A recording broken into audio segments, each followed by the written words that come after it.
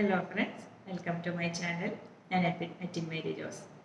ആദ്യമേ എന്നെ ഇവിടെ വരെ എത്തിച്ച തമ്പുരാനും അതുപോലെ നിങ്ങൾ ഓരോരുത്തർക്കും, എൻ്റെ കസ്റ്റമേഴ്സിനും എൻ്റെ ഫ്രണ്ട്സിനും എൻ്റെ റിലേറ്റീവ്സിനും എൻ്റെ കസിൻസിനും എല്ലാവർക്കും എൻ്റെ ഹൃദയം നിറഞ്ഞ നന്ദി ഞാൻ ആദ്യമേ അറിയിക്കുന്നു. അപ്പോൾ ഞാനിന്ന് ഷെയർ ചെയ്യുന്നത്, ഞാൻ ഈ യൂട്യൂബ് തുടങ്ങിയിട്ട് ഇപ്പോൾ 3 വർഷമായി.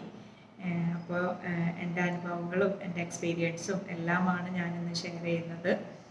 ഞാൻ LICയിലാണ് ഏജൻ്റായിട്ട് വർക്ക് ചെയ്യുന്നത്. ആദ്യമേ ഞാൻ ഇനിയും LICയിൽ തന്നെയാണ് കണ്ടിന്യൂ ചെയ്യാനായിട്ട് ഉദ്ദേശിക്കുന്നുള്ളൂ. കാരണം ഒരുപാട് പ്രൈവറ്റ് ഇൻഷുറൻസിലെ മാനേജേഴ്സും പലരും എന്നെ വിളിക്കാറുണ്ട്. അപ്പോൾ അവരൊക്കെ പറയുന്ന ഒരു കാര്യം, അതിപ്പോൾ ഞാൻ ഈ യൂട്യൂബിൽ വീഡിയോ ചെയ്യുന്നുണ്ട്, എൻ്റെ നമ്പർ ഇതിൽ ഷെയർ ചെയ്യുന്നുണ്ട്.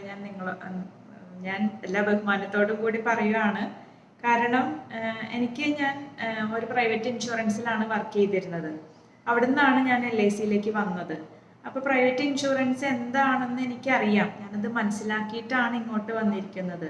അതായത് പ്രൈവറ്റ് ഇൻഷുറൻസിൽ നിൽക്കുമ്പോൾ തന്നെയാണ് LICയുടെ മഹത്വം എന്താണെന്ന് ഞാൻ പഠിച്ചതും അവിടുന്ന് തന്നെയാണെന്ന് പറയാം. പിന്നെ കസ്റ്റമേഴ്സിൻ്റെ അടുത്തും, ഞാൻ ആ പ്രൈവറ്റ് ഇൻഷുറൻസിൽ വർക്ക് ചെയ്യുമ്പോൾ തന്നെ കസ്റ്റമേഴ്സിൻ്റെ ഭാഗത്തൊന്നും അവിടെ നിന്നാണ് ഞാൻ LICനെ കുറിച്ച് പഠിച്ചതും ഞാൻ മനസ്സിലാക്കിയിട്ട് തന്നെയാണ് ഇങ്ങോട്ട് വന്നിരിക്കുന്നത്. കാരണം പല പ്രൈവറ്റ് ഇൻഷുറൻസിൽ നിന്ന് വിളിക്കുമ്പോൾ എൻ്റെ അടുത്ത് പറയുന്ന ഒരു കാര്യം, മെന്റലി LICയിൽ ചെയ്യുന്ന ഇത്രയും അച്ചീവ്മെൻറ്റ്സ് അവിടെ ചെയ്താൽ എനിക്ക് കിട്ടുന്ന ബെനിഫിറ്റ്സ്, ഇപ്പം LICയിൽ ഇത്രയാണ് കിട്ടുന്നുള്ള അവിടെ അത്രയും കിട്ടും. പക്ഷേ എന്നെ സംബന്ധിച്ച് ഞാൻ ഈ പ്രൈവറ്റ് ഇൻഷുറൻസ് വിളിക്കുന്നവരോടും പറയുന്ന ഒരു കാര്യം, എൻ്റെ അച്ചീവ്മെൻറ്റ്സ് ഓക്കെ, പക്ഷേ അതിനേക്കാൾ കൂടുതൽ ഇപ്പം LICയിൽ കൊടുക്കുന്ന ഈ പ്രൊഡക്റ്റിനേലും നല്ല പ്രൊഡക്റ്റ് കസ്റ്റമേഴ്സിന് കൊടുക്കാൻ പറ്റിയ ഏതെങ്കിലും ഉണ്ട് എന്നുണ്ടെങ്കിൽ അത് പറയും. കാരണം എനിക്കെപ്പോഴും എനിക്ക് കോൺഫിഡൻസ് ഉള്ള ഒരു പ്രൊഡക്റ്റാണ് എനിക്ക് മറ്റൊരാൾക്ക് കൊടുക്കാൻ പറ്റുള്ളൂ. അതല്ലാതെ എനിക്ക് ഇപ്പം LICയിൽ ഇപ്പം ഞാൻ ഓൾറെഡി വീഡിയോ ചെയ്തിട്ടുണ്ട് ഞാൻ എടുത്തിരിക്കുന്ന പോളിസികൾ. എനിക്ക് അത്രയും വിശ്വാസമാണ്. കാരണം ഇപ്പം ഞാൻ 16 വർഷമായി LICയിൽ നിൽക്കുന്നു. ഇതുവരെയുള്ള LICയുടെ പ്രവർത്തനം എനിക്കറിയാം. ഒരു മെച്യൂരിറ്റി ആണെങ്കിലും സർവൈവൽ ബെനിഫിറ്റ് ആണെങ്കിലും അതായത് ഒരു പോളിസി കംപ്ലീറ്റ് ചെയ്യാനായിട്ട് കുറച്ച് പ്രൊസീജിയേഴ്സ് ഉണ്ട് LICയിൽ. പ്രൈവറ്റിൽ അത് ചിലപ്പോൾ കുറച്ച് കുറവായിരിക്കാം. പക്ഷേ ഒരു എമൗണ്ട് തിരിച്ചു കിട്ടാനായിട്ട് ഞാൻ പലപ്പോഴും എൻ്റെ മനസ്സിൽ വന്നിരിക്കുന്ന ഒരു കാര്യമാണത്.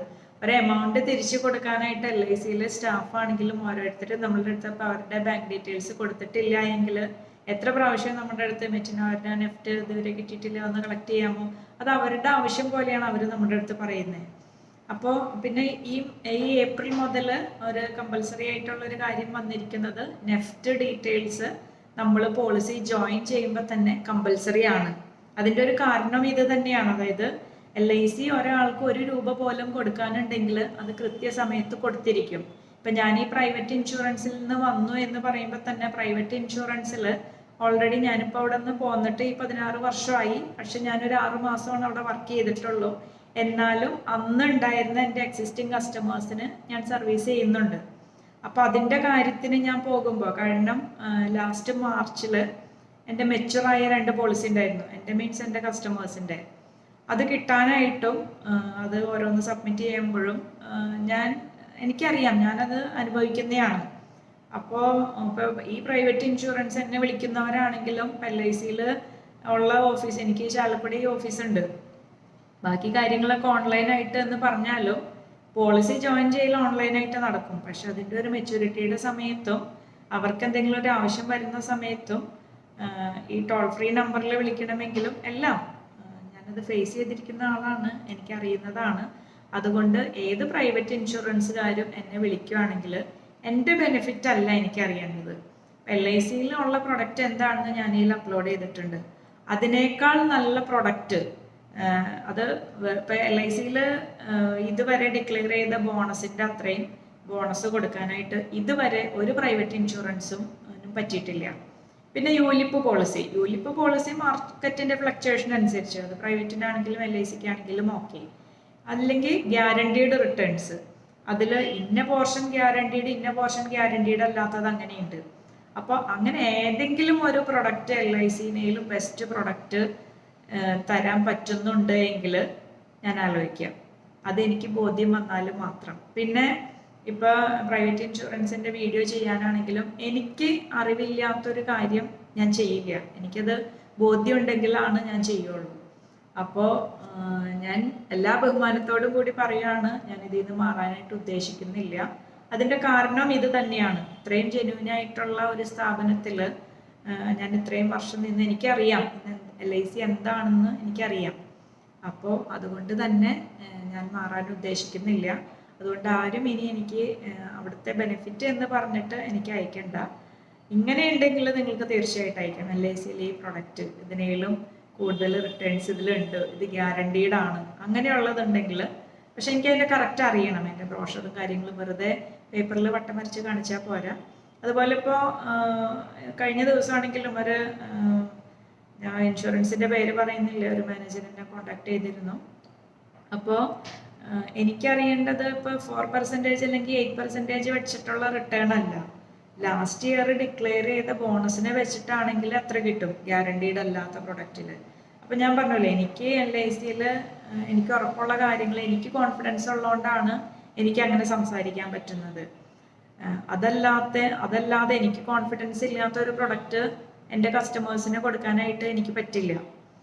അപ്പോൾ പിന്നെ ഞാനിപ്പോൾ യൂട്യൂബ് തുടങ്ങിയിട്ടുള്ള എന്തൊക്കെ ഓരോ കാര്യങ്ങളാണ് ഞാനിപ്പോൾ ഇന്ന് ഈ വീഡിയോയിൽ എക്സ്പ്ലെയിൻ ചെയ്യുന്നത്. അപ്പോൾ നമുക്ക് വീഡിയോയിലേക്ക് പോകാം.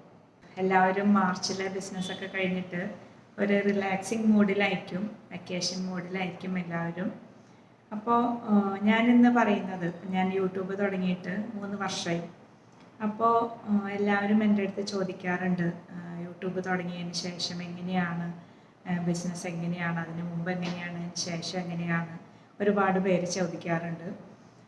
അപ്പോൾ അതാണ് ഞാൻ ഇന്ന് ഈ വീഡിയോയിൽ പറയുന്നത്. അതായത് യൂട്യൂബ് തുടങ്ങിയതിന് ശേഷം എൻ്റെ ബിസിനസ്, അതിന് മുമ്പ് എങ്ങനെ, അതിന് ശേഷം എൻ്റെ എക്സ്പീരിയൻസ് അതൊക്കെയാണ് ഞാനിന്ന് ഷെയർ ചെയ്യുന്നത്.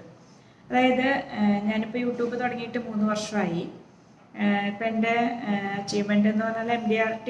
ഇപ്പം ഞാൻ 5 വർഷമായിട്ട് MDRT ആണ്. 2020 ഓൺവേർഡ്സ് 20, 21, 22, 23 MDRT ആയിരുന്നു. ഇപ്പം 2024 ഡബിൾ MDRT ആയി.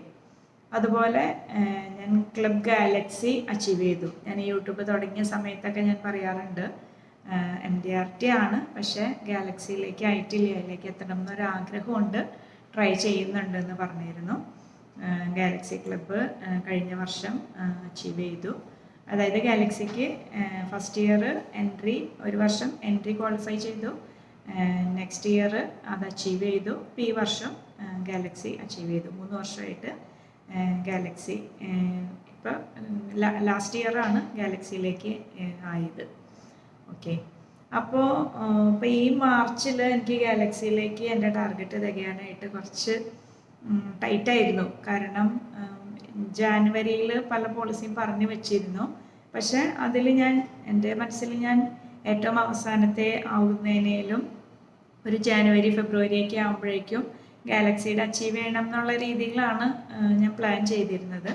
പക്ഷേ ജാനുവരിയിൽ പറഞ്ഞു വെച്ച പല പോളിസികളും അവർക്ക് ചില അസൗകര്യങ്ങൾ വന്നു, അങ്ങനെ സ്റ്റാർട്ട് ചെയ്യാൻ പറ്റിയില്ല. അപ്പം മാർച്ചിലാണ് എൻ്റെ തികഞ്ഞത്. അപ്പം ഞാൻ എല്ലാവരും ഇങ്ങനെ ചോദിക്കും, ആയോ ഗാലക്സി ആക്കാൻ ആയിട്ടില്ല. അപ്പം ഞാൻ ശരിക്കും ഈ മാർച്ചിൽ തലകുത്തി പറഞ്ഞു എന്ന് തന്നെ പറയാം. കാരണം മാർച്ച് ആകുമ്പോഴേക്കും എനിക്കും ടെൻഷനാവും, ഇനി കുറച്ച് ദിവസങ്ങളേ ഉള്ളൂ, നേരത്തെ ആവുകയാണെങ്കിൽ ഓക്കെ. അപ്പോൾ എല്ലാവരും എൻ്റെ അടുത്ത് ചോദിക്കുക, അതിൻ്റെ മെറ്റിന് യൂട്യൂബിൽ നിന്ന് കിട്ടില്ലേ, യൂട്യൂബിൽ നിന്ന് വരില്ലേ, അങ്ങനെ തലകുത്തി മറിയേണ്ട ആവശ്യമുണ്ടോ എന്ന് ചോദിക്കാറുണ്ട്. അതായത് യൂട്യൂബിൽ എൻക്വയറീസ് ഒരുപാട് വരാറുണ്ട്. എൻക്വയറീസ് വരുമ്പോൾ അവരുടെ ആവശ്യം, അവർക്ക് കാര്യങ്ങൾ കൃത്യമായിട്ട് അറിയണം. പിന്നെ അവർ ജോയിൻ ചെയ്യുന്നത് മേ ബി അവർക്ക് അത്രയും ക്ലോസ് ആയിട്ടുള്ള ഏജൻറ്റ്സ് ഉണ്ടാവും, അല്ലെങ്കിൽ റിലേറ്റീവ്സ് ഉണ്ടാവും. അവർക്ക് ഇത്രയും കാര്യങ്ങൾ ഡീറ്റെയിൽഡ് ആയിട്ട് പറഞ്ഞു കൊടുക്കാൻ അറിയില്ല. എല്ലാവരുടെയും കാര്യമല്ല ഞാൻ പറഞ്ഞത്, എന്നെ വിളിക്കുന്ന പലരുടെയും കാര്യം അതാണ്. അപ്പോൾ യൂട്യൂബ് തുടങ്ങിയ ഒരു സമയത്തൊക്കെ എൻ്റെ ജോലി എന്ന് വെച്ചാൽ ഫുൾ ടൈം ഫോൺ ചെവിയിൽ വെച്ചിട്ട് ഇതിങ്ങനെ പറഞ്ഞു കൊടുത്തോണ്ടേ ഇരിക്കുക. പക്ഷെ എനിക്ക് ബിസിനസ് ഇല്ല, പക്ഷേ ഞാനൊരു സമയം ഞാൻ ഫ്രീ അല്ല. അപ്പം അങ്ങനെ വന്നപ്പോഴാണ് ഞാൻ യൂട്യൂബിൽ പിന്നെ എൻ്റെ അടുത്ത് വിളിച്ച് ചോദിക്കുന്നവരെ സംബന്ധിച്ച് എനിക്ക് അവരെ അറിയില്ല, അവർക്ക് എന്നെ അറിയില്ല, ഒരു കമ്മിറ്റ്മെൻറ്റ്സും ഇല്ല. അവരുടെ കാര്യം കഴിഞ്ഞ് കഴിയുമ്പോൾ ഓക്കെ, പിന്നെ അത് കഴിഞ്ഞാൽ പിന്നെ അവർ നമ്മളായിട്ടൊരു കോണ്ടാക്റ്റും ഇല്ല. പിന്നെ നമ്മൾ മെസ്സേജ് അയച്ചാലും ചിലപ്പോൾ ഒരു റിപ്ലൈ ചെയ്യണമെന്നില്ല, ആ രീതിയിൽ. അപ്പോഴാണ് ഞാൻ യൂട്യൂബിൽ വരുന്ന എൻക്വയറി ഞാൻ അറ്റൻഡ് ചെയ്യും. വാട്സപ്പിൽ ഞാൻ പിന്നെ പറയാറുണ്ട്, കോളല്ല മെസ്സേജ് അയയ്ക്കുക എന്ന് ഞാൻ പറയാറുണ്ട്. മെസ്സേജ് അവർ ചോദിക്കുന്ന നിസ്സാരതൊക്കെയാണെങ്കിൽ ഞാൻ റിപ്ലൈ ചെയ്യും. അതല്ല കൂടുതൽ ഡീറ്റെയിൽസ് ആണെന്നുണ്ടെങ്കിൽ ഞാൻ അവരുടെ അടുത്ത് ഒരു 17 ക്വസ്റ്റ്യൻസ് അയച്ചു കൊടുക്കാറുണ്ട്. അതുപോലെ ഞാൻ എൻ്റെ കസ്റ്റമേഴ്സ് അല്ലാത്തവർക്ക് ഒരു 1000 റുപ്പീസ് കൺസൾട്ടേഷൻ ഫീസും വെച്ചിട്ടുണ്ട്. അപ്പോൾ ഫീസ് വാങ്ങിച്ചിട്ടാണ് ഞാൻ പേഴ്സണലി കൺസൾട്ട് ചെയ്യാറുള്ളൂ. പിന്നീട് എൻ്റെ അടുത്തു നിന്നാണ് പോളിസി ജോയിൻ ചെയ്യുന്നത് എങ്കിൽ പോളിസി കംപ്ലീറ്റ് ആയതിനു ശേഷം ഞാൻ ആ എമൗണ്ട് റീഫണ്ട് ചെയ്യും. അതല്ല എങ്കിൽ അതിൻ്റെ കൺസൾട്ടേഷൻ ഫീ ആയിട്ട് എടുക്കും. അത് ഞാൻ വെച്ചിരിക്കുന്നതിൻ്റെ കാരണം ജെന്യുവൻ കസ്റ്റമേഴ്സ് മാത്രം എന്നെ അപ്രോച്ച് ചെയ്താൽ മതി എന്നുള്ളത് കൊണ്ട് തന്നെയാണ്. കാരണം ഇപ്പം എല്ലാവരും എന്നെ വിളിച്ച് കാര്യങ്ങൾ ചോദിക്കുക, സംസാരിക്കുക. എനിക്കും ജോലികളുണ്ട്. ഇപ്പോൾ എനിക്ക് ഏകദേശം ഒരു 300-400 കസ്റ്റമേഴ്സ് ഉണ്ട്. അവരുടെ കാര്യങ്ങൾ ഞാൻ നോക്കണം, അത് എൻ്റെ ഡ്യൂട്ടിയാണ്. പക്ഷേ ഞാനായിട്ട് ഒരു ബന്ധമില്ലാത്തവരുടെ കാര്യങ്ങൾക്ക് വേണ്ടിയിട്ട് ഞാൻ എൻ്റെ സമയം മാറ്റി വയ്ക്കുമ്പോൾ ഞാൻ അതിനൊരു ഫീസ് വയ്ക്കുന്നു. അപ്പോൾ എൻ്റെ അടുത്ത് ചോദിക്കാറുണ്ട്, അങ്ങനെ 1000 രൂപയൊക്കെ തരാറുണ്ടോ? തരാറുണ്ട്, പക്ഷേ എല്ലാവരും അല്ല. ഞാൻ ഈ ഫീസിൻ്റെ കാര്യം ഈ ക്വസ്റ്റ്യൻസും പറയുമ്പോൾ തന്നെ പലരും പിന്നെ അതോടുകൂടി റിപ്ലൈ ചെയ്യാറില്ല. ചിലർ പൈസ ട്രാൻസ്ഫർ ചെയ്യാറുണ്ട്, അതിനുശേഷം സംസാരിക്കാറുണ്ട്, ഞാൻ നേരിട്ട് മീറ്റ് ചെയ്യാറുണ്ട്. ചിലർ എൻ്റെ അടുത്ത് നിന്ന് പോളിസി എടുക്കാറുണ്ട്. ചിലർ പറയാറുണ്ട്, മറ്റും ഞങ്ങൾക്ക് ഇങ്ങനെ ഒരു ഏജൻറ്റ് ഉണ്ട്, അവർക്ക് ഞങ്ങൾക്ക് ഇങ്ങനെ ഒരു ഹെൽപ്പ് ചെയ്യാൻ വേണ്ടിയിട്ടാണ്, പക്ഷെ അവർക്ക് കാര്യങ്ങൾ പറഞ്ഞു തരാൻ അറിയില്ല, അതുകൊണ്ടാണ്. അങ്ങനെയും ഉണ്ടാവാറുണ്ട്. പിന്നെ കൺസൾട്ട് ചെയ്തിട്ട് ഇപ്പോൾ ചിലർ അവർ വിചാരിക്കുന്ന രീതിയിലുള്ള പ്ലാൻ ഇല്ല, അല്ലെങ്കിൽ ഞാൻ അതായത് എല്ലാ കാര്യങ്ങളും ഉള്ള പോലെയാണ് ഞാൻ പറഞ്ഞു കൊടുക്കുന്നത്.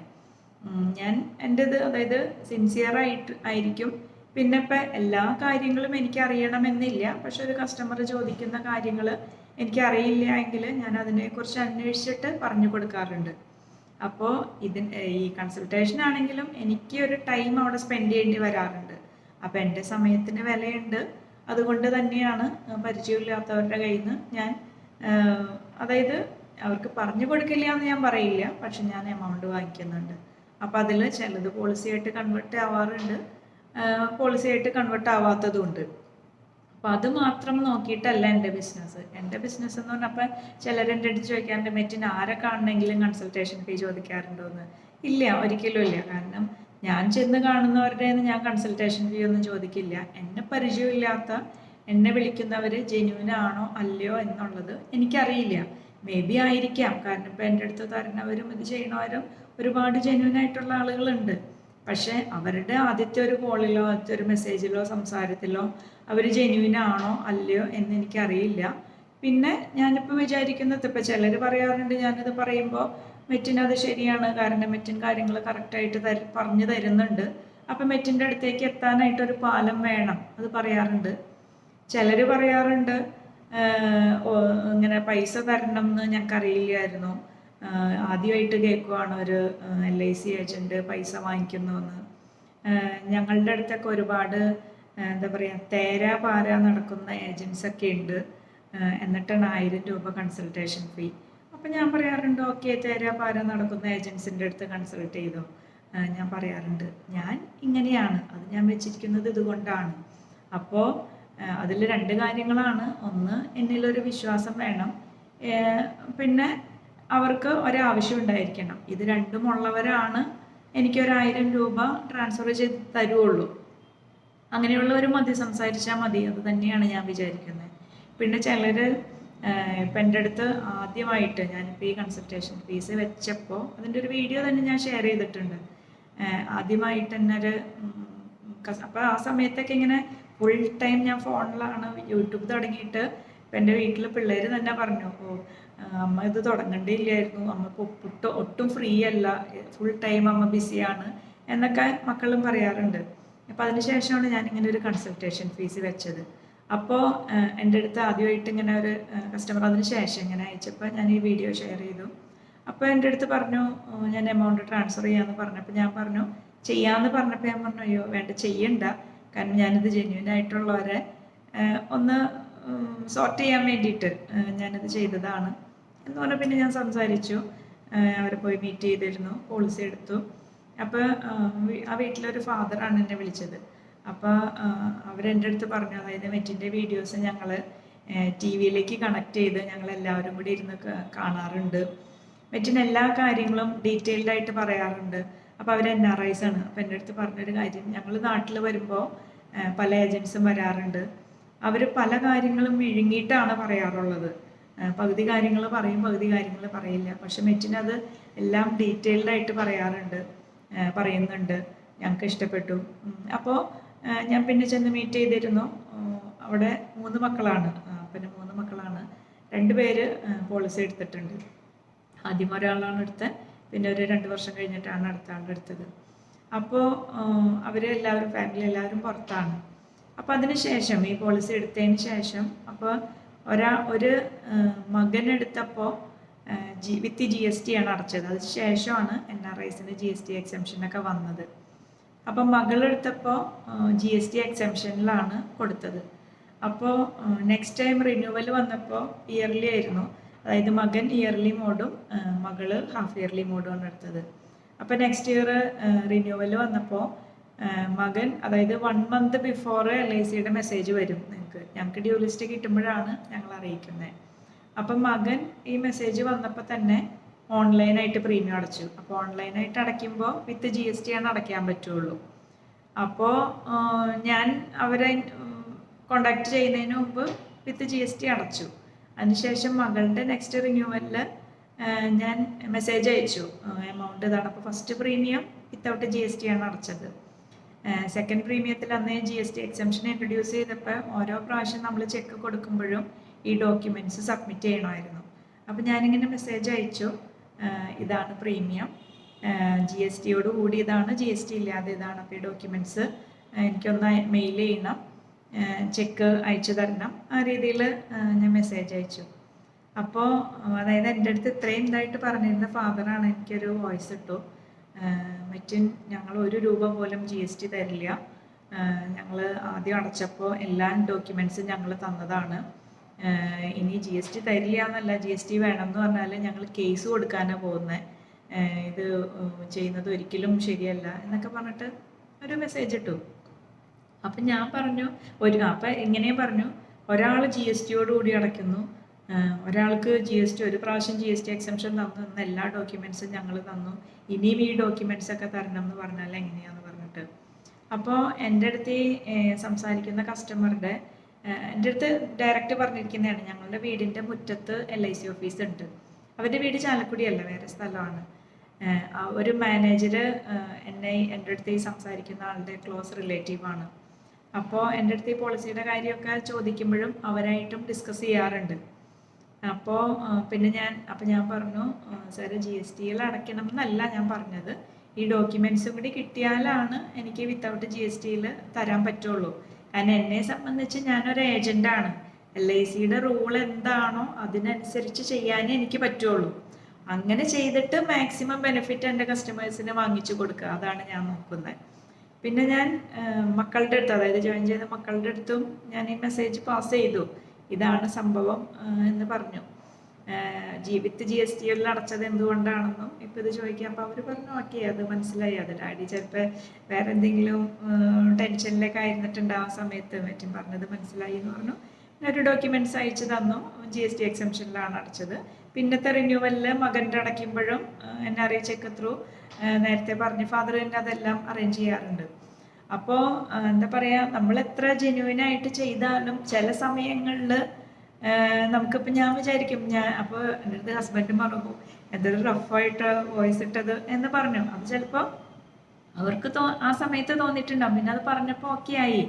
അപ്പം എന്ന് പറഞ്ഞ പോലെ നമ്മൾ എത്ര ഇതിൽ ചെയ്താലും ചില സമയങ്ങളിൽ നമുക്ക് അങ്ങനെയൊക്കെ ഒരു ഇത് ഫേസ് ചെയ്യേണ്ടി വരും. പക്ഷേ നമ്മുടെ ജെന്യുവിനിറ്റി എന്താണെന്ന് നമ്മൾ പ്രൂവ് ചെയ്യുക. അത് കഴിഞ്ഞ് സംസാരിച്ച് കഴിഞ്ഞപ്പോൾ എൻ്റെ അടുത്ത് ഫാദറും പറഞ്ഞു, മെറ്റിൻ ചോദിച്ച കാര്യമൊക്കെ ഞാൻ ഈ മാനേജറായിട്ട് ഡിസ്കസ് ചെയ്തു, അപ്പം ഞാൻ ഓരോന്നിനെ കുറിച്ച് ഞാൻ വീഡിയോ ഷെയർ ചെയ്തിട്ടുണ്ട്, വീഡിയോ ചെയ്തിട്ടുണ്ട്, ആ വീഡിയോ ഞാൻ അവർക്ക് ഷെയർ ചെയ്യാറുണ്ട്. അപ്പോൾ പറഞ്ഞു, ഞാൻ ആ മാനേജറായിട്ട് ഡിസ്കസ് ചെയ്തപ്പോൾ അവർ പറഞ്ഞു, അവരെന്നെ പേഴ്സണലി അറിയില്ല, പറഞ്ഞു ഞങ്ങളുടെ LICയുടെ ഒരു നല്ല യൂട്യൂബറാണ് ഇവർ എന്ന് പറഞ്ഞു. അപ്പോൾ പിന്നീട് നല്ല രീതിയിൽ തന്നെ പോകുന്നു. അപ്പോൾ എൻ്റെ അടുത്ത് പോളിസി എടുക്കുന്നവരുമുണ്ട്, എടുക്കാത്തവരുമുണ്ട്, ഒരുപാട് എൻക്വയറി വരുന്നുണ്ട്. അതുപോലെ ഇപ്പോൾ ഏജൻസ് ആണെങ്കിലും, ഇപ്പോൾ ഞാൻ ഇവിടെ മീറ്റിങ്ങിന് ചെന്നാലും ഏജൻസിനെ എന്നെ അറിയുന്നുണ്ട്, കാരണം പലരും വീഡിയോ കാണാറുണ്ട്. അപ്പോൾ ആദ്യമൊക്കെ ഞാൻ ഈ യൂട്യൂബ് ചെയ്ത് തുടങ്ങിയ സമയത്തൊക്കെ എനിക്ക് തോന്നുന്നു MDRT കൺവെൻഷന് പോയപ്പോൾ പലരും എൻ്റെ അടുത്ത് വീഡിയോ ചെയ്യുന്ന മെറ്റിനല്ല ഒരു സെൽഫി എടുത്തോട്ടെ എന്നൊക്കെ പറഞ്ഞ് സെൽഫിയൊക്കെ എടുത്തു. അപ്പം ഞാൻ വീട്ടിൽ വന്നിട്ട് ഇങ്ങനെ പിള്ളേരുടെ അടുത്തും ഹസ്ബൻഡിൻ്റെ അടുത്തും പറയാണ്, ഇങ്ങനെ പറഞ്ഞു എന്ന് പറഞ്ഞപ്പോൾ പിള്ളേർ പറഞ്ഞു, പിന്നെ അമ്മ തള്ളാണ്, അമ്മയുടെ കൂടെ ഒന്ന് സെൽഫി ചോദിക്കാമല്ലോ എന്നൊക്കെ പറഞ്ഞിട്ട് ഇവരെന്നെ കളിയാക്കും. ഹസ്ബൻഡ് പറഞ്ഞു, പിന്നെ അങ്ങനെയൊന്നും ഉണ്ടാവില്ല എന്നൊക്കെ പറഞ്ഞു. പക്ഷേ ഈ സെൽഫി എൻ്റെ അടുത്ത് എടുത്തവർ ഈ സെൽഫി എടുത്ത ഫോട്ടോ എനിക്ക് അയച്ചു തരും. അപ്പം ഞാനിവരെ കാണിച്ചു കൊടുക്കും. അപ്പം എവിടെ ചെന്നാലും ഏജൻസിന് അറിയാം, എല്ലാവർക്കും അല്ല, കാരണം ചിലർ ഭയങ്കര കാര്യമായിട്ട് ഞങ്ങൾ കാണാറുണ്ട്. അപ്പോൾ ഹസ്ബൻഡും കാണാറുണ്ട്, ഹസ്ബൻഡിനെ കാണിച്ചു കൊടുക്കാനാണ് ഒരു സെൽഫി എടുക്കട്ടെ എന്നൊക്കെ പറഞ്ഞ് സെൽഫി എടുക്കാറുണ്ട്. അപ്പോൾ ചിലർ യൂട്യൂബോ അതെന്താ വീഡിയോ ഒന്നും അറിയാത്തവരുണ്ട്, പക്ഷെ അറിയുന്നവരുമുണ്ട്. അതായത് LIC റിലേറ്റഡ് ആയിട്ടിപ്പോൾ ഞങ്ങളുടെ ബ്രാഞ്ചിൽ കഴിഞ്ഞ വർഷം ഞങ്ങളുടെ ABM ഇവിടെ വന്നപ്പോൾ ശശിധരൻ സാറ് ഞാനിങ്ങനെ പരിചയപ്പെടാൻ ചെല്ലുവാണ്. അപ്പോൾ സാറ് പറഞ്ഞു എൻ്റെ അടുത്ത്, ഞാൻ മെറ്റിനെ നേരത്തെ കണ്ടിട്ടുണ്ട്, മെറ്റിൻ്റെ വീഡിയോ ഞാൻ കണ്ടിട്ടുണ്ട് എന്നിങ്ങനെ പറയാറുണ്ട്. അപ്പോൾ അത് കേൾക്കുമ്പോൾ നമുക്കൊരു സന്തോഷമാണ്. അതുപോലെ എല്ലാവരും ചോദിക്കുന്ന വേറൊരു കാര്യമാണ്, യൂട്യൂബിൽ മെറ്റിൻ്റെ ഇൻകം വന്നു തുടങ്ങിയോ? എല്ലാവരും പറയും ലക്ഷങ്ങളൊക്കെയാണ് യൂട്യൂബിൽ വരുമാനം. യൂട്യൂബിൽ ലക്ഷങ്ങൾ വാങ്ങുന്നവരൊക്കെ ഉണ്ടാവാം, പക്ഷെ എൻ്റെ എന്ന് വെച്ചാൽ നമ്മൾ എങ്ങനെയാണ് അതിൽ ഇൻകം വരുന്നത് എനിക്ക് തോന്നുന്നു. നമ്മളുടെ വീഡിയോ കാണുന്ന സമയത്ത് അതിൽ ആഡ് വരും, ആഡ് കാണുമ്പോഴാണ് നമുക്ക് ഇൻകം കിട്ടുന്നതെന്നാണ് എനിക്ക് തോന്നുന്നത്. അപ്പോൾ അതിൻ്റെ വ്യൂ നോക്കിയിട്ടോ സബ്സ്ക്രൈബേഴ്സ് നോക്കിയിട്ട് അതിൻ്റെ ഒരു ക്രൈറ്റീരിയ എന്താണെന്നൊന്നും എനിക്കങ്ങനെ വലിയ അറിയില്ല. പക്ഷെ എനിക്ക് നോർമലി വ്യൂ അനുസരിച്ചാണ് ഇപ്പോൾ ഏകദേശം ഒരു 4000 3000 ആ റേഞ്ചിലാണ് മന്ത്ലി ഇന്ത്യൻ റുപ്പി വരുന്നത്. അതായത് യൂട്യൂബിൽ $100 ആകുമ്പോഴാണ് നമുക്ക് എമൗണ്ട് വിഡ്രോ ചെയ്യാവുന്നത്. മിനിമം $100 നമുക്ക് സെറ്റ് ചെയ്യാം എത്ര എമൗണ്ട് എന്നുള്ളത്. അപ്പോൾ ഈ ഒരു മാർച്ച് വരെയൊക്കെ ഏകദേശം ഒരു 2 മാസം കൂടുമ്പോഴൊക്കെ എൻ്റെ $100 വരാറുണ്ട്. അതല്ലാന്നുണ്ടെങ്കിൽ ചിലപ്പോൾ 3 മാസം കൂടുമ്പോഴായിരിക്കും, ചിലപ്പോൾ 4 മാസം കൂടുമ്പോഴായിരിക്കും. അത് നമ്മൾ വീഡിയോ അപ്ലോഡ് ചെയ്യുന്നതിൻ്റെ അനുസരിച്ചും നമ്മുടെ വ്യൂ വരുന്നതിൻ്റെ അനുസരിച്ചും അതിൽ എപ്പോഴൊക്കെയാണ് ആഡ് വരുന്നത് അതിനനുസരിച്ചൊക്കെ ആയിരിക്കാം. പക്ഷേ ഞാനിത് ചെയ്യുന്നത്, ഇപ്പം ഞാൻ ഈ യൂട്യൂബ് തുടങ്ങിയ സമയം എൻ്റെ മനസ്സിലിതായിരുന്നു, അതായത് കൊറോണ സമയത്താണ് ഞാനിത് സ്റ്റാർട്ട് ചെയ്യുന്നത്. അന്ന് നമുക്ക് എൻ്റെ വീട്ടിൽ എൻ്റെ ഡാഡിക്ക് ഒരു ബൈപ്പാസ് സർജറി ഒക്കെ കഴിഞ്ഞിരിക്കുന്നതാണ്. അപ്പം അന്ന് ഞങ്ങൾക്കും ഈ കൊറോണ തുടക്കം എല്ലാവർക്കും ഒരു പേടിയായിരുന്നല്ലോ. അപ്പോൾ പുറത്തിറങ്ങാൻ എനിക്കും ഒരു പേടി ഉണ്ടായിരുന്നു. നമ്മളൊരു വീട്ടിൽ ചെല്ലുമ്പോൾ അവർക്കും ധൈര്യം ഉണ്ടാവില്ല, കാരണം നമ്മൾ പല സ്ഥലങ്ങളിൽ പോകുന്നവരാണെന്നൊരു ചിന്തയുണ്ടാവും. അപ്പോൾ അവർക്കും ധൈര്യമില്ല, എനിക്കും ധൈര്യമില്ല. ആ ഒരു സമയത്താണ് ഞാനിത് തുടങ്ങിയത്. അപ്പം എൻ്റെ മൈൻഡിൽ ഇതാണ്, ഞാൻ ആരെയാണോ കാണാൻ ഉദ്ദേശിക്കുന്നത് അവർക്ക് ഞാനിത് വീഡിയോ ചെയ്തിട്ട് അയച്ചു കൊടുക്കാം. കാരണം ഫോണിലൊരു വീഡിയോ ചെയ്തിട്ട് നമ്മൾ അയച്ചു കൊടുത്താൽ അത് ഫോണിൽ നിന്ന് ആ വീഡിയോ ഡിലീറ്റ് ചെയ്യുമ്പോൾ അത് പോയി. പക്ഷേ യൂട്യൂബിൽ അത് കിടന്നാൽ അതെന്നും കിടന്നോളുമല്ലോ, നമുക്ക് എപ്പോൾ വേണമെങ്കിലും സെൻഡ് ചെയ്യാം. ആ ഒരു ഇത് വെച്ചിട്ടാണ് തുടങ്ങിയത്. അങ്ങനെ ഞാൻ ഇപ്പോഴും ചെയ്യാറുണ്ട്. ഇപ്പം എൻ്റെ ഫ്രണ്ട്സ് ആണെങ്കിലും റിലേറ്റീവ്സ് ആണെങ്കിലും ഇപ്പം ഞാൻ അവരെ ഈ ഇൻഷുറൻസിൻ്റെ കാര്യം പറയാൻ വേണ്ടിയിട്ട് പോകുമ്പോൾ അവർക്കും ഉള്ളിൻ്റെ ഉള്ളിലൊരു വിഷമം ഉണ്ടാവും. മെറ്റിന് വന്ന് പറഞ്ഞിട്ട് ഇഷ്ടമായില്ലെങ്കിൽ എങ്ങനെയാണ് നോ പറയുന്നത്, ആ ഒരു ചിന്ത അവർക്കുണ്ടാവും. അപ്പം ഞാനിപ്പോൾ ഒരു വീഡിയോ അയച്ചു കൊടുക്കുമ്പോൾ ഞാൻ പറയും നിങ്ങൾ ജസ്റ്റ്, അപ്പം അതുകൊണ്ട് തന്നെ ഈ ഒരു കാര്യത്തിന് അവർക്ക് കാണാൻ ഒരു മടിയുണ്ടാവും. അതിൻ്റെ കാരണം ഇതാണ്, നമ്മൾ അത്രയും ക്ലോസ് ആണ്, എന്നിട്ട് എങ്ങനെയാണ് നോ പറയുന്നത്. പക്ഷെ എൻ്റെ ഒരു ആറ്റിറ്റ്യൂഡ് നോ പറയുന്നതിൽ എനിക്ക് കുഴപ്പമില്ല. കാരണം ഇപ്പം ഞാൻ പറയുന്ന രീതിയിൽ അവർക്കപ്പോൾ എടുക്കാൻ പറ്റുമോ, അവർക്കത് ആവശ്യമാണോ ഒക്കെ നോക്കിയിട്ട് ഡിസിഷൻ എപ്പോഴും ഞാൻ കസ്റ്റമേഴ്സിന് തന്നെയാണ് വിട്ടുകൊടുക്കുന്നത്. അതിപ്പോൾ എൻ്റെ ഫ്രണ്ട്സ് ആണെങ്കിലും റിലേറ്റീവ്സ് ആണെങ്കിലും എത്ര ക്ലോസ് ആയിട്ടുള്ള ആളുകളാണെങ്കിലും അങ്ങനെയാണ്. പക്ഷെ അവർക്കൊരു വിഷമം എറ്റിൻ വന്നിട്ട് പറഞ്ഞിട്ട് എങ്ങനെയാണോ പറയുന്നത് ഇഷ്ടമായില്ലെങ്കിൽ. അപ്പം ഞാൻ അവർക്ക് ഈ വീഡിയോ അയച്ചു കൊടുക്കാറുണ്ട്. ഞാൻ പറഞ്ഞു നിങ്ങളൊന്ന് കേട്ട് നോക്ക്, എന്നിട്ട് താല്പര്യം ഉണ്ടെങ്കിൽ പറഞ്ഞാൽ മതി, നമുക്ക് നോക്കാം. അപ്പം അവർക്കും കുഴപ്പമില്ല. ഇനി ഇപ്പം ഞാൻ വീഡിയോ അയച്ചു കൊടുത്തിട്ട് അവർ കാണുന്നുണ്ടോ ഇല്ലയോ അതൊന്നും ഞാൻ അത്ര ഇത് ചോദിക്കാറില്ല. പക്ഷെ കാണുവാണെങ്കിൽ അവർക്ക് താല്പര്യം ഉണ്ടെങ്കിൽ അവരെൻ്റെ അടുത്ത് ചോദിക്കും, പ്രൊസീഡ് ചെയ്യുകയാണെങ്കിൽ പ്രൊസീഡ് ചെയ്യും.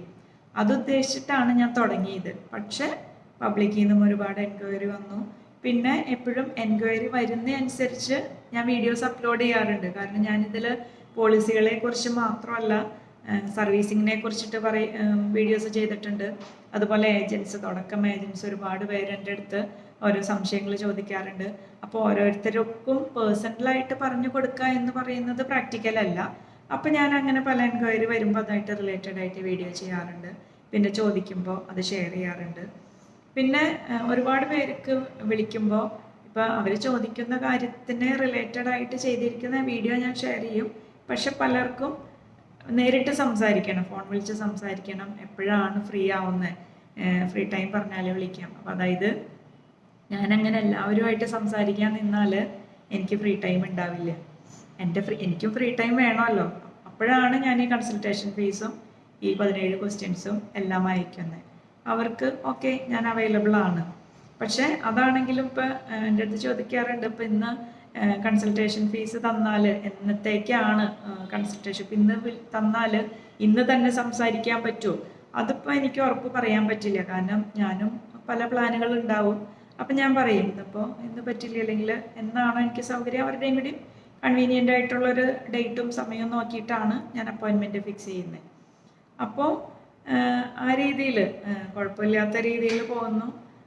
പിന്നെ ഞാൻ മനസ്സിലാക്കിയൊരു കാര്യം, 100% ആളുകളെയും സാറ്റിസ്ഫൈ ചെയ്യിച്ചിട്ട് നമുക്കൊന്നും ചെയ്യാൻ പറ്റില്ല. നമുക്ക് നമ്മുടേതായ രീതികളുണ്ടാവും, ഓരോരുത്തർക്കും അവരവരുടേതായ രീതികളുണ്ടാവും. നമുക്ക് ചെയ്യാൻ പറ്റുന്ന കാര്യം ഏറ്റവും സിൻസിയറായിട്ട് ചെയ്യാം.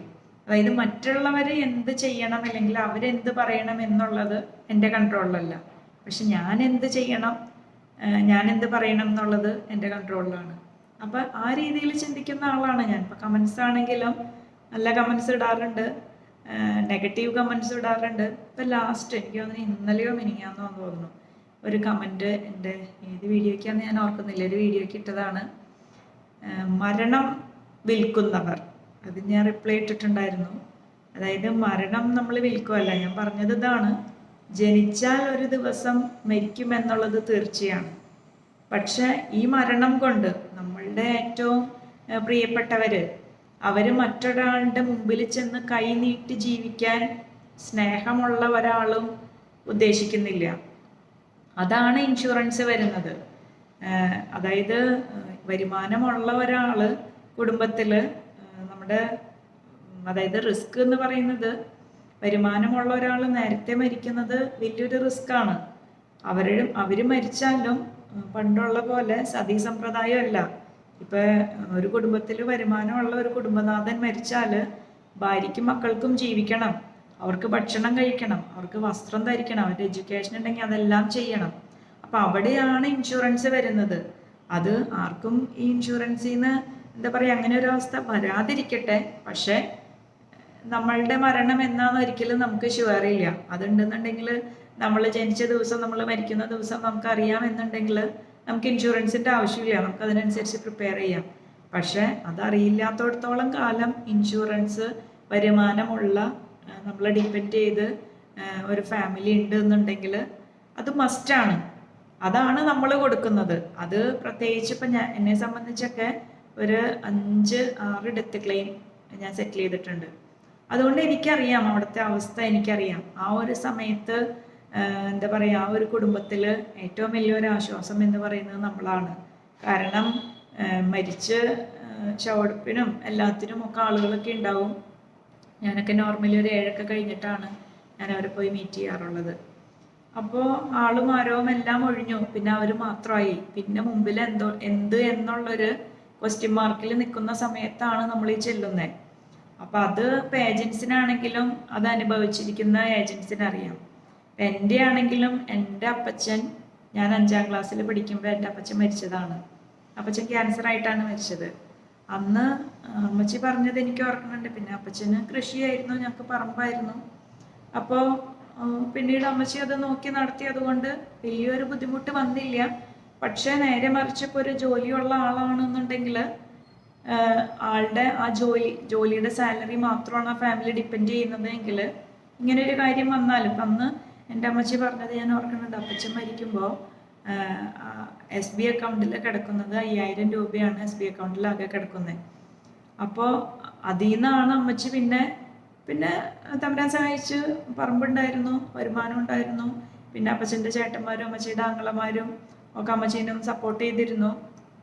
പക്ഷേ ഇന്ന് എല്ലാവരും ചെറിയ ചെറിയ കുടുംബങ്ങൾ, എല്ലാവരും എല്ലാവരുടേതേയും കാര്യം, ഒരു വീട്ടിലെ കുടുംബനാഥൻ മരിച്ചു പോയാൽ ആ കുടുംബനാഥൻ്റെ സ്ഥാനത്ത് നിന്ന് കാര്യങ്ങൾ ചെയ്യാനായിട്ട് ഒരാളെങ്കിലും എഴുതാനായിട്ട്, ഒരു പേരെഴുതാനായിട്ട്, ഒരു 3 ആളുടെ പേരെഴുതാൻ പറഞ്ഞാൽ എത്ര പേർക്ക് ഈ 3 ആളുടെ പേര് കിട്ടും?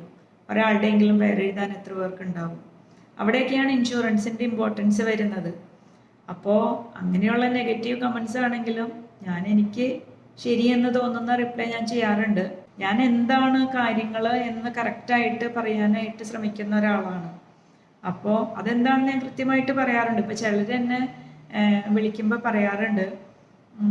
കഴിഞ്ഞ ദിവസം ഒരാൾ വിളിച്ചപ്പോൾ എൻ്റെ അടുത്ത് പറഞ്ഞതാണ്, മെറ്റിൻ ഞാൻ എടുക്കാനായിട്ട് വിളിച്ചിട്ട് മെറ്റിൻ എന്നെ നിരുത്സാഹപ്പെടുത്തുന്ന പോലെ എനിക്ക് തോന്നുന്നു. ഞാനൊരിക്കലും നിരുത്സാഹപ്പെടുത്തുകയല്ല, ആള് ധരിച്ചു വെച്ചിരിക്കുന്ന ചില ധാരണകൾ അങ്ങനെയല്ല, അതങ്ങനെയല്ല ഇങ്ങനെയാണെന്ന് പറയുമ്പോൾ, കാരണം എന്നെ സംബന്ധിച്ച് എൻ്റെ ഒരു കസ്റ്റമർ ഇപ്പോൾ എന്നെ ഏറ്റവും കൂടുതൽ സപ്പോർട്ട് ചെയ്യുന്നത് എൻ്റെ എക്സിസ്റ്റിംഗ് കസ്റ്റമറാണ്. എക്സിസ്റ്റിംഗ് കസ്റ്റമേഴ്സ് എന്നെ സപ്പോർട്ട് ചെയ്യുന്നു എങ്കിൽ ഞാൻ വിചാരിക്കുന്നു ഞാനതുപോലെ കറക്റ്റായിട്ട് സർവീസ് ചെയ്തിട്ടാണ്. അപ്പം നാളെയാണെങ്കിലും ഇപ്പോൾ ഒരാൾ പോളിസി എടുക്കാൻ വരുമ്പോൾ എൻ്റെ ഉദ്ദേശം അതെങ്ങനെയെങ്കിലും അത് ക്ലോസ് ചെയ്യുക എന്നുള്ളതല്ല. അവരോട് എല്ലാ കാര്യങ്ങളും പറഞ്ഞ് മനസ്സിലാക്കി അവർ ഓക്കെ ആണെന്നുണ്ടെങ്കിൽ ജോയിൻ ചെയ്യാം. ഇല്ലെങ്കിൽ അവർ മനസ്സിലാക്കിയിട്ട് അവരൊരു ഡിസിഷൻ എടുക്കണം. ഒരു തെറ്റിദ്ധരിപ്പിച്ച് പോളിസി എടുത്ത് എനിക്കൊരു ബിസിനസ് ഉണ്ടാക്കലല്ല എൻ്റെ ലക്ഷ്യം. ആ രീതിയിലാണ് ഞാൻ ചെയ്യുന്നത്. അപ്പം ഇതുവരെ നല്ല രീതിയിൽ തന്നെ പോകുന്നു. പക്ഷേ ലാസ്റ്റ് ഇയർ മാർച്ചിന് മുമ്പ് MDRT ആവണം എന്ന് എനിക്കൊരു ആഗ്രഹം ഉണ്ടായിരുന്നു. ഇപ്പോൾ ഡിവിഷനിലൊക്കെ MDRT ആവുന്നതിന് മുമ്പ് പ്രോസ്പെക്റ്റീവ് MDRT ലിസ്റ്റ് പബ്ലിഷ് ചെയ്യും. അപ്പോൾ ഫസ്റ്റ് ലിസ്റ്റും സെക്കൻഡ് ലിസ്റ്റും ഒക്കെ പബ്ലിഷ് ചെയ്യുമ്പോൾ ഞാനായിരുന്നു പ്രോസ്പെക്റ്റീവ് MDRTസിൽ ടോപ്പ് നിന്നിരുന്നത്. പക്ഷേ എനിക്ക് അച്ചീവ് ചെയ്യാൻ പറ്റിയില്ല. മാർച്ചിൽ, അതായത് ജാനുവരിയിലൊക്കെ പറഞ്ഞു വെച്ച പലതും മാറിപ്പോയി. അപ്പം അങ്ങനെ ചെയ്യാൻ പറ്റിയില്ല. പക്ഷെ ഗാലക്സി അച്ചീവ് ചെയ്തു. MDRTക്ക് പിന്നെ ഡിസംബർ വരെ സമയമുണ്ടല്ലോ. അപ്പോൾ പക്ഷെ എന്നാലും പേപ്പറിലും എനിക്ക് ചെയ്യണമെന്ന് ആഗ്രഹമുണ്ട്. പക്ഷെ ഇതുവരെ ആയിട്ടില്ല, ശ്രമിച്ചുകൊണ്ടിരിക്കുന്നു. എന്താ പറയുക, തമ്പുരാൻ വിചാരിക്കുന്ന ഒരു സമയത്ത് അത് നടക്കും. ഞാൻ ട്രൈ ചെയ്യുന്നുണ്ട്. പേപ്പറിലാണെങ്കിലും ഞാൻ ഓൾറെഡി സ്റ്റാർട്ട് ചെയ്തു എന്ന് പറഞ്ഞാൽ പോളിസി കംപ്ലീറ്റ് ആയിട്ടില്ല. ഞാൻ ശ്രമിച്ചുകൊണ്ടിരിക്കുന്നു. ഇതാണ് ഞങ്ങളുടെ ചാലക്കുടി ബ്രാഞ്ച് ഓഫീസാണ് LICയുടെ. ഇത് മാർക്കറ്റ് റോഡിലാണ്, ചാലക്കുടി മാർക്കറ്റ് റോഡാണ് ഈ കാണുന്നത്. ഇതൊരു വശത്തേക്ക്, മറ്റേത് നമ്മുടെ ചാലക്കുടി പള്ളിയുടെ ഫ്രണ്ടിലൂടെ വരുന്ന വഴിയാണ്. ഈ വശം കാണുന്നത് ആ വഴിയാണ്, പള്ളിയുടെ ഫ്രണ്ടിലൂടെ ഇങ്ങോട്ട് വരുമ്പോൾ. അവിടെ പക്ഷേ 1 വേ ആണ്. ശരിക്കും മാർക്കറ്റ് റോഡിൽ കൂടെ കയറിയാണ് നമ്മളുടെ LIC ബ്രാഞ്ച് ഓഫീസിലേക്ക് വരേണ്ട. ചാലക്കുടി ബ്രാഞ്ചാണ് ഇപ്പം ഞാൻ കാണിക്കുന്നത്. ഇത് എൻട്രൻസ് ഇതാണ്. അകത്തേക്ക് കയറേണ്ട വണ്ടികൾ ഇതിലൂടെയാണ് കയറുന്നത്. ഇതാണ് ലാസ്റ്റ് ഇയർ ബിസിനസ്. ഞാൻ ഫസ്റ്റ് MDRT ആയിരുന്നു. 2024 4th MDRT ഹസ്ബൻഡാണ്. അതുപോലെ സെഞ്ചുറിയൻസ്, അതുപോലെ ലാസ്റ്റ്, അതായത് ഡബിൾ MDRT, 2 MDRTസാണ് ചാലക്കുടി ബ്രാഞ്ചിൽ ഉണ്ടായിരുന്നത്. അപ്പോൾ സെക്കൻഡ് MDRT ഞാനായിരുന്നു. അപ്പോൾ first MDRT, last double MDRT ഞാനായിരുന്നു കഴിഞ്ഞ ഡിസംബറിൽ. അപ്പോൾ ഇതാണ് ഞങ്ങളുടെ ബ്രാഞ്ച് വരുന്നത്. ബ്രാഞ്ചിൻ്റെ 2 ഫ്ലോറാണ്. ഇത് താഴെയുള്ള എൻട്രൻസ് ആണ്. ഇവിടെയാണ് നമ്മുടെ സർവീസിങ്ങും കാര്യങ്ങളും ഒക്കെ വരുന്നത്. ഇപ്പോൾ ചാലക്കുടി ബ്രാഞ്ചിൽ വന്നിരിക്കുന്നവർക്കറിയാം, എന്തെങ്കിലും കാര്യങ്ങൾ അന്വേഷിക്കണമെങ്കിൽ ഫ്രണ്ടിൽ തന്നെ എൻക്വയറി ഉണ്ട്. അതുപോലെ ഓരോ സെക്ഷനിലും അതാത് സെക്ഷൻ്റെ ബോർഡ് വെച്ചിട്ടുണ്ട്. നമുക്ക് അതാത് സെക്ഷനിലേക്ക് പോയി കാര്യങ്ങൾ ചെയ്യാം. ചാലക്കുടി ബ്രാഞ്ചിൽ ഇപ്പോൾ കാര്യങ്ങൾ അത്രയും കറക്റ്റായിട്ട് ചെയ്യുന്ന ഡെഡിക്കേറ്റഡ് ആയിട്ടുള്ള സ്റ്റാഫാണ് എല്ലാവരും. ലഞ്ച് ബ്രേക്ക് ആയതുകൊണ്ടാണ് പല സീറ്റിലും ആളില്ലാത്തത്. ഇതിപ്പോൾ ഞാൻ മുകളിലേക്ക് കയറുവാണ്. ഞങ്ങളുടെ ഡെവലപ്മെൻറ്റ് ഓഫീസേഴ്സൊക്കെ ഇവിടെയാണ്, ഫസ്റ്റ് ഫ്ലോറിലാണ്. ഫസ്റ്റ് ഫ്ലോറിലേക്ക് സ്റ്റെപ്പ് കയറി പോകണം. നമ്മളതിൻ്റെ എൻട്രൻസിലാണ് എത്തിയിരിക്കുന്നത്. ഇതിപ്പോൾ LIC റിനോവേഷൻ കഴിഞ്ഞിട്ട് അധികം ആയിട്ടില്ല. പഴയ ഓഫീസല്ല, പുതിയ ഓഫീസാണ്. ഇവിടെയാണ് ഞങ്ങളുടെ പുതിയ ബിസിനസ്സൊക്കെ കൊടുക്കുന്ന ന്യൂ ബിസിനസ്സിൻ്റെ ഏരിയ ആണ് ഈ കാണുന്നത്. ഞങ്ങളുടെ ഷീല മാഡം, മേരി മാഡം ഒക്കെയാണ് ഇവിടെ ഇരിക്കുന്നത്. ആശ മാഡം എല്ലാവരും ഉണ്ട്. ഇതാണ് എൻ്റെ ഡെവലപ്മെൻറ്റ് ഓഫീസർ ധന്യ മാഡം. എനിക്ക് ഈ എല്ലാ അറിവുകളും പറഞ്ഞു തരുന്ന ധന്യ മാഡം. അതായത് പ്രായം കൊണ്ട് എൻ്റെ അനീത്തി എന്ന് പറയാം, പക്വത കൊണ്ട് അമ്മയും സ്വഭാവം കൊണ്ട് എൻ്റെ ബെസ്റ്റ് ഫ്രണ്ടുമാണ് എൻ്റെ ഡെവലപ്മെൻറ്റ് ഓഫീസർ ധന്യ മാഡമാണ്. ഇതാണ് ധന്യ മാഡത്തിൻ്റെ സീറ്റ്. ധന്യ മാഡത്തിൻ്റെ ഫ്രണ്ടിലായിരിക്കും ഞങ്ങളുണ്ടാവുക. ഇത് മറ്റ് ഡെവലപ്മെൻറ്റ് ഓഫീസേഴ്സിൻ്റെ ഏജൻസും വന്നിരിക്കുന്ന സ്ഥലങ്ങളാണ് LIC ചാലക്കുടി ബ്രാഞ്ച് ഓഫീസ്. പിന്നെ ഇവിടെ ഏജൻസിനൊക്കെ ഇരിക്കാവുന്ന സ്ഥലങ്ങളിലാണ് ഈ കാണുന്നതെല്ലാം. ഇതാണ് Chalakudy branch office first floor. Chalakudy branch ഓഫീസിൻ്റെ ഫസ്റ്റ് ഫ്ലോറാണ് ഈ കാണുന്നത്.